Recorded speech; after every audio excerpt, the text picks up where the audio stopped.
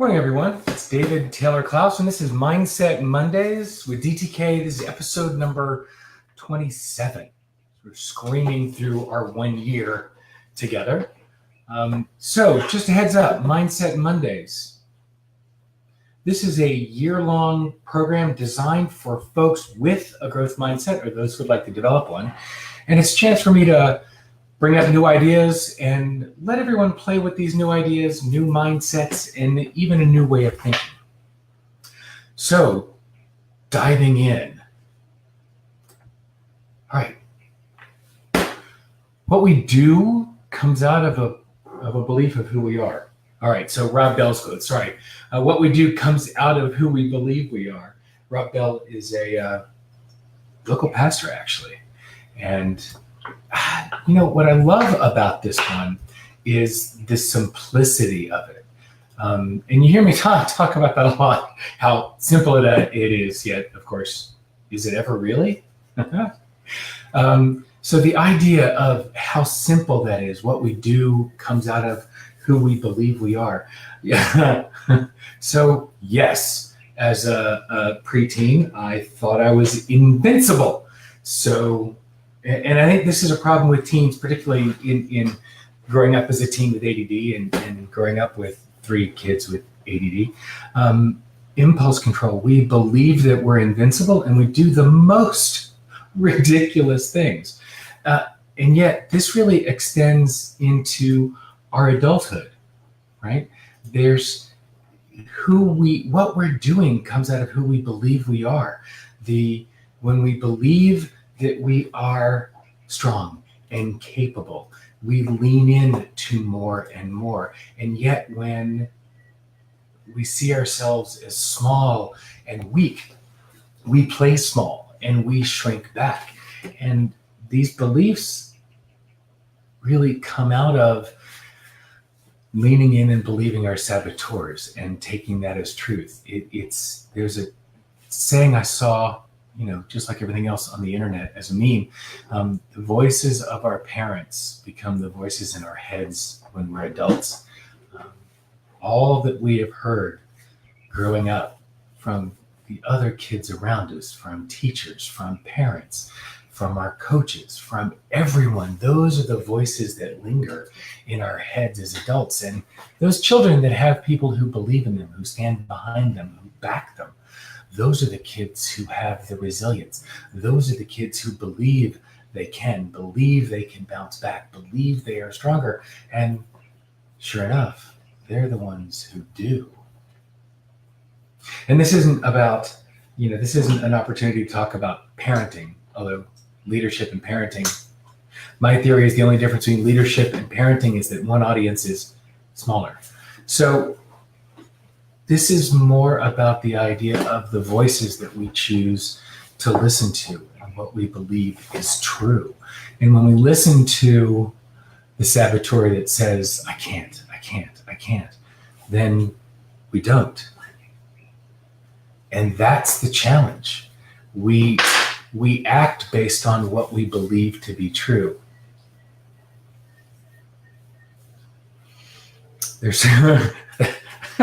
Sorry, I just caught Lynn's comment. Yes, it's very crowded in there. Listening to all the different saboteur voices.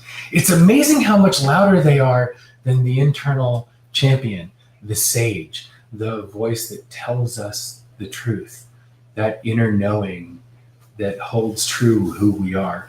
But that seems to be the quietest voice among the cacophony of other voices. When I started coach training, every time I got a phone call, I get that voice in the back of my head. What are you doing? You don't have your crap together. How are you on the phone working with other people, helping them shift their lives? And I shrank back. And the early supervisions during certification, I got fried. I got shredded during those certifications. And it wasn't until I started asking for testimonials. And at the end of a coaching series, at the end of the first 3 months or the full 6-month engagement, I started asking people during a completion session what they got out of the coaching. Now, it doesn't matter what I thought they got out of the coaching. It's amazing when you hear what the client's gotten out of the coaching.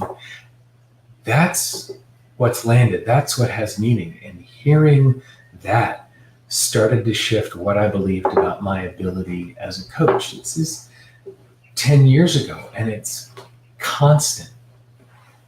Hearing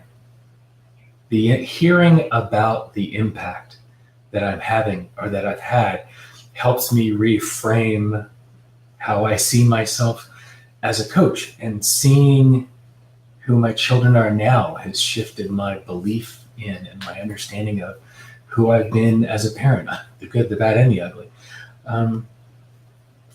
But that shifts my belief in who I am, because it starts to take away the crap stories that I've made up and lands on something more akin to or closer to the truth. So what I do and the way I show up is an extension of who I believe I am.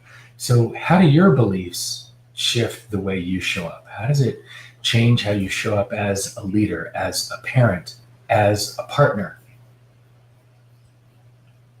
And the more contribution I make, the bigger and bolder I show up, because the more I have proof of the impact I'm having and what my intended impact looks like. And it shifts what I do. The more and the deeper I believe in who I am and what I'm capable of, the more I do.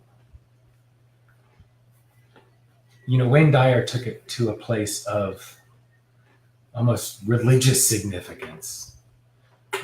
He talked a lot about, in fact, he has a whole meditation series around I am. The idea that in Genesis, God says, I am the Lord thy God. And if we are created in his or her image, when we follow the words I am with anything negative, when we say, I'm stupid, I'm weak, I'm terrible, when we speak to ourselves that way, when we tell ourselves those things, Dyer says it's actually blasphemy if we are created in God's image. And when we say I am stupid, we're saying that God is stupid. So it's blasphemy. What we say to ourselves becomes a truth. I am brilliant. I am fabulous. I am strong. Speaking those things is speaking a truth that you believe that we are all created in God's image is an inherent truth. Hold it however you wish. That the way you speak to yourself and about yourself shapes what you believe. It indicates what you believe about yourself, and it shapes what you believe about yourself. And that self-feeding loop can be a vicious cycle or a virtuous cycle. The way you choose to speak to and about yourself can elevate or destroy. Which will you have it be, right? So yes, there are times that we have to live and speak as if, and believe and act as if we are strong or confident or fabulous or brilliant. But then again, as we act in that way and as we speak in that way, we can begin to shift our belief in that way. And the more that we believe, the more that we can execute on that belief, the more we can live that belief. So this is a matter of what voice do we want to listen to? What choices do we want to make about who has the mic, right? Whose voice we hear, whose voice we listen to. I would much rather believe something positive about myself. I'd like to believe something positive about everyone, and that's a choice. And it's work to make that choice every day. And it's a choice you get to make over and over and over and over, right? What do you want to believe in? What mindset will you choose? Who has the mic? Okay, yes, you may have heard me share that a bajillion times. Thanks, Andy.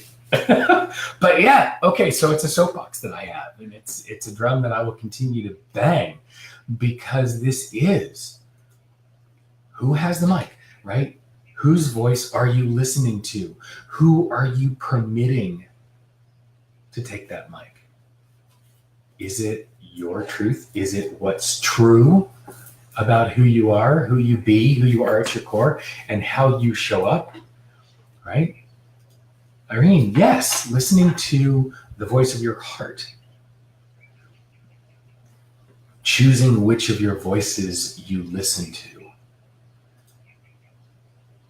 Do you listen to the saboteur? Do you listen to that inherently negative voice that calls out inaccurately every single perceived fault, which just perpetuates the belief that you are your faults? No. What does that serve? That doesn't serve to grow us or grow anyone around us. That doesn't serve to grow you. That serves to keep you small.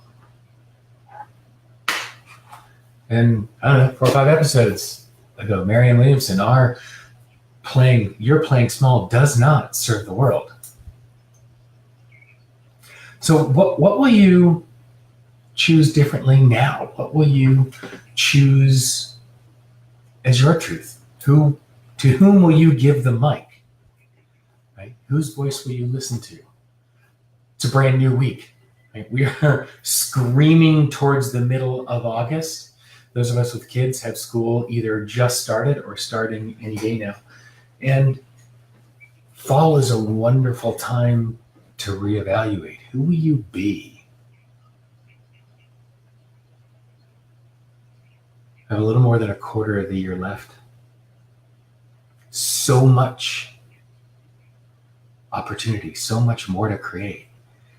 How much more will you create when you're holding the mic and not giving it to the saboteur, not giving it to those negative voices? Now there's a voice. How you, Lynn? Playing large is my truth. And that's a huge difference. So what's different operating from that belief, living from that belief? How does that belief change what you do? And that's a question for everyone. If you were to hold the truth that your truth is playing large, how would you behave differently? What would large look like? What would playing large look like in your world? It's Monday. What would it look like this week? Lisa, fabulous. Yes. By the way, love the idea of having a name for your saboteur. It's a great way to, personify and almost humanize who has the mic. The more you can get familiar with your saboteurs, the more you can identify them when it's their voice and not your voice, when it's not your truth that's speaking, but one of those saboteur voices. The more you can get familiar with and comfortable with them, the more you can identify when they've taken control. Right? We all have saboteurs that hold us back, terribly risk-averse, afraid, irrationally so. Right? And listening to them, you don't take risks, you don't reach, you don't stretch, you don't grow. Your impact footprint shrinks. But the better you know them, the better you can identify when it's their voice and not yours. So for this week, right? Who's going to have the mic? Whose voice will it be, and what will you do? Right?